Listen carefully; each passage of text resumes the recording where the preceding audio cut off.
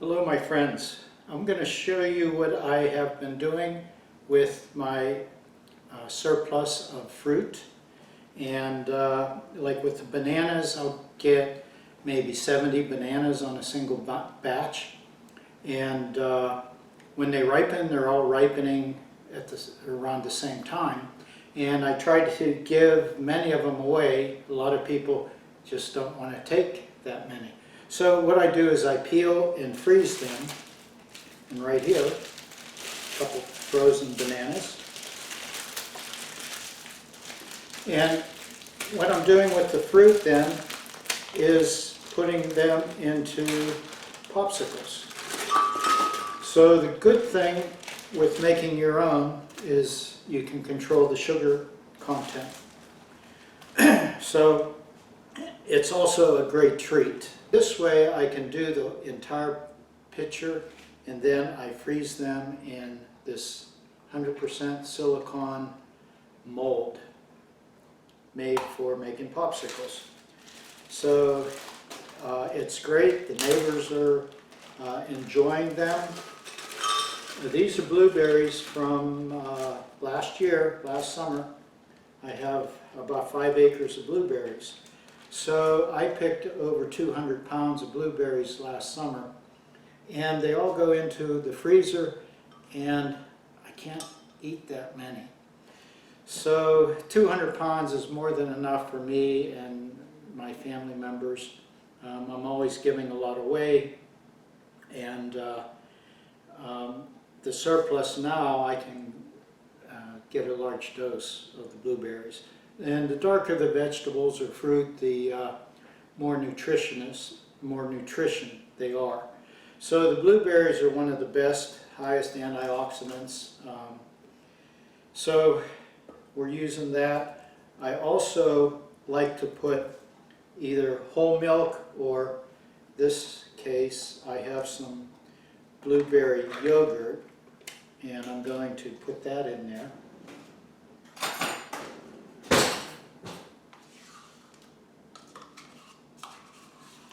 Depending on what fruit is ripening and what I have the surplus with, that's determining my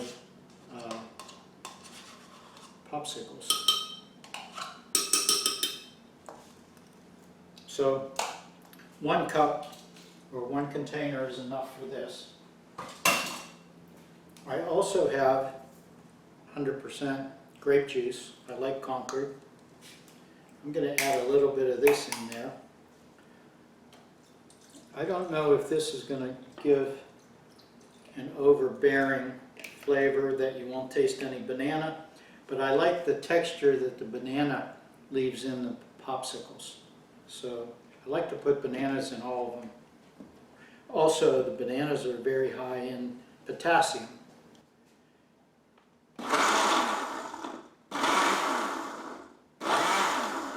Usually you have to pulse your blender at the onset. I need a little more. I need about this height to fill the molds. There's 10 popsicles in here. So usually I have enough. This is whole milk, lactose free. Okay, that's pretty well blended. And what I can also do is sneak some of this in and not even tell anybody. This is moringa powder. I have a moringa tree that I regularly harvest the leaves and blossoms. I think I have a video showing making this. This will darken it up a bit. There, no one will ever know. Also, it might add a little more fiber into it, which that's a good thing. Okay, this mold came with a little collapsible funnel, and I didn't think you needed this, but after I started filling these, yes you do. You need something. And now, because the blueberries were frozen, bananas were frozen, this is a pretty thick liquid. When it's thick, what I found from making these is sometimes you'll trap an air bubble. So it's a good practice to, once you get them filled, to give it a tap, and that'll get the air bubbles out. If this were room temperature, this would flow pretty freely. I leave about 1/8 of an inch headspace, just because when it's freezing it's going to expand a little bit. Let me fill the rest and then I'll show you the next step.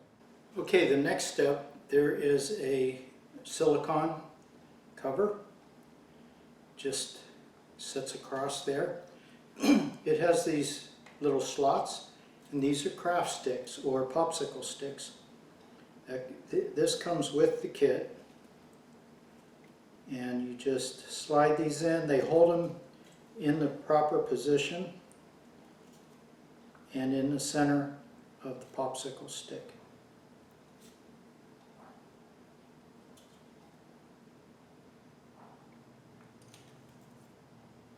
Okay, there's 10 of these total.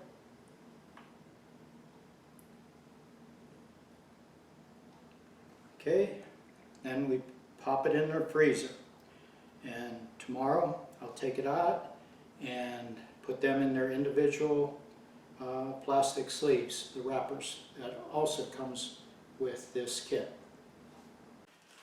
These have been in the freezer overnight, and what you want to do is warm them up a little bit, running them under water.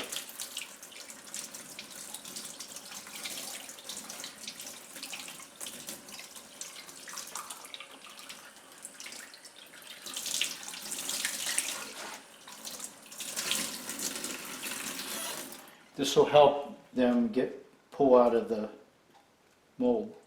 Okay, now what we want to do is remove the silicone cover. Just like that. Okay, here they are. Now we need them out, and what I do is I push on the bottom, and that will release them.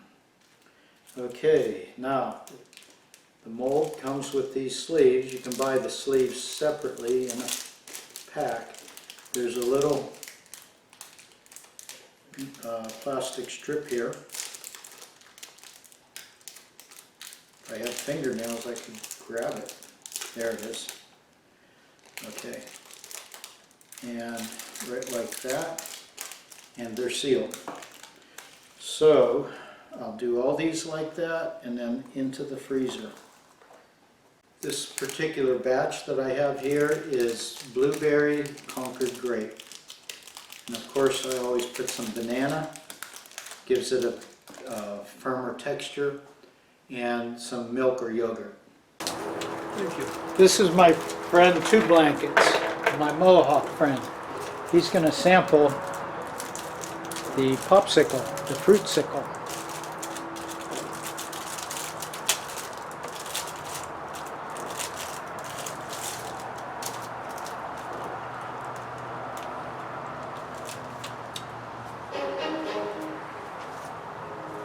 That's good.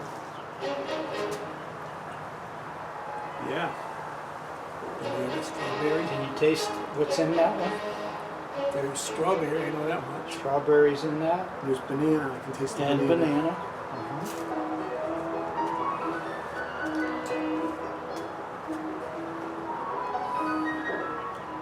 And yogurt. Yep, that's good. Very, Okay, very fit good. to eat. Yes. Thanks, Two Blankets. You're welcome. Excellent. I'm making pina colada. So we have pineapple here.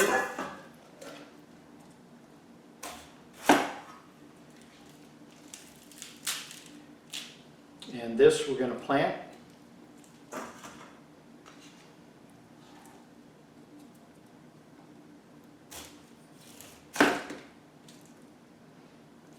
Smells good.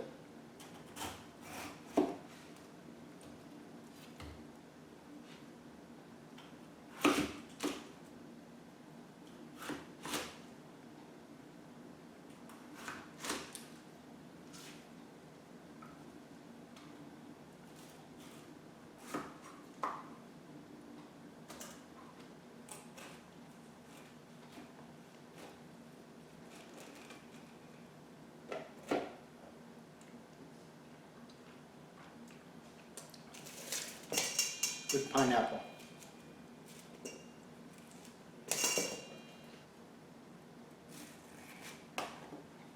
This will go in the garden, very good for the microbes. A lot of sugar in there, that'll feed the microbes. Got to get rid of that core, there's too much fiber in there.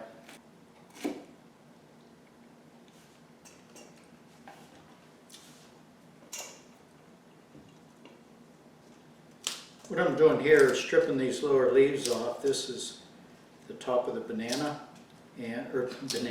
This is the top of the pineapple, and if you do this, I'm doing this to start a new plant. And if you strip all these little ones off, it allows you to get it into the ground a little bit more and root a lot easier. These lower leaves, they don't catch a lot of sunlight anyway. They're shaded by the taller ones. So when I get it to where I'm at the bigger leaves, that's enough right there. Okay, now these little ones here, they don't want to come off so easily. That's okay. This is very moist, so what I'm going to do is let this air for a couple days and scab over, dry, callus. And after it's dry, this won't have a tendency to rot when I put it in the ground. And very likely it will start. I got about 30 some of these in my yard, and they produce very sweet pineapples. You want to make sure that that center core hasn't been drilled out. A lot of the companies drill that so you can't start your own pineapple. So this is a good one. Looks fairly healthy. So I have a new plant there. Okay, on with our pina colada. Okay, pina colada is coconut and pineapple. And I'm using these coconut flakes. You can use the coconut milk. I have a coconut milk here. I may put this in anyway. But I want the texture. We'll get a lot of fiber out of the pineapple. And this is, the flakes are real small. So I didn't want to shred it. That's just too large. I didn't know if the blender would cut it up. But this is what I'm going to use in the mix. Okay, now we have a lot of fresh pineapple. We're going to put this in.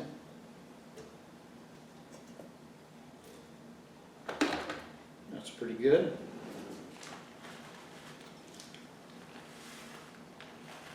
I'm putting about a half a bag of this in. And this is 7 ounces. And we need liquid. So I'm using whole milk. And I bought lactose free. Probably put about 3/4 cup in there.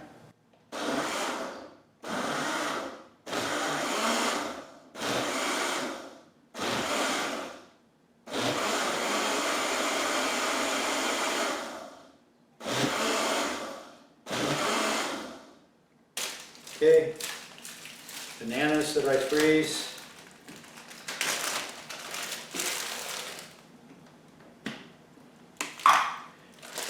Now I do have some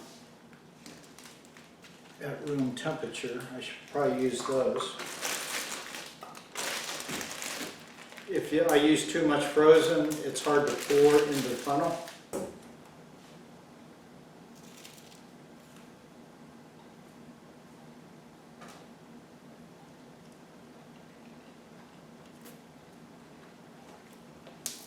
Want to make sure they're sweet.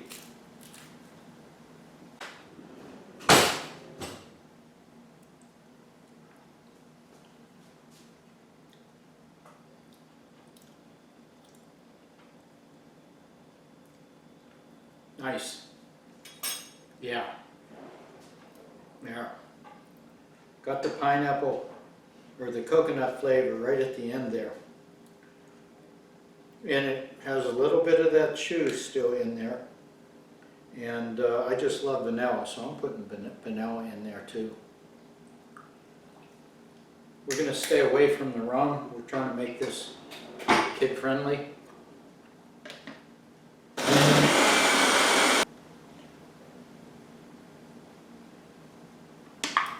Okay, ready to pour.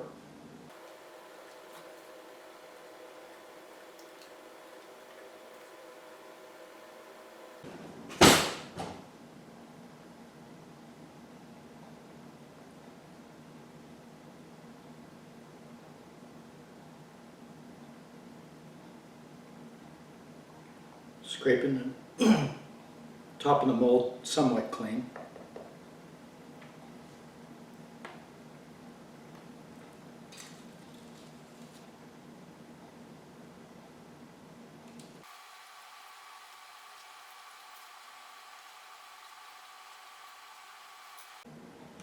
Freezer. This is from the last 2 days, so quite a few in there. Blueberry grape.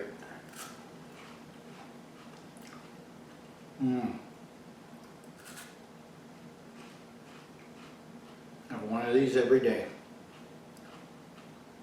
Thanks for watching, my friends. Bye-bye.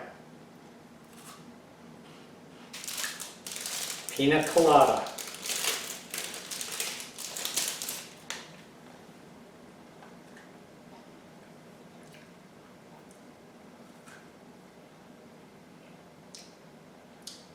My favorite.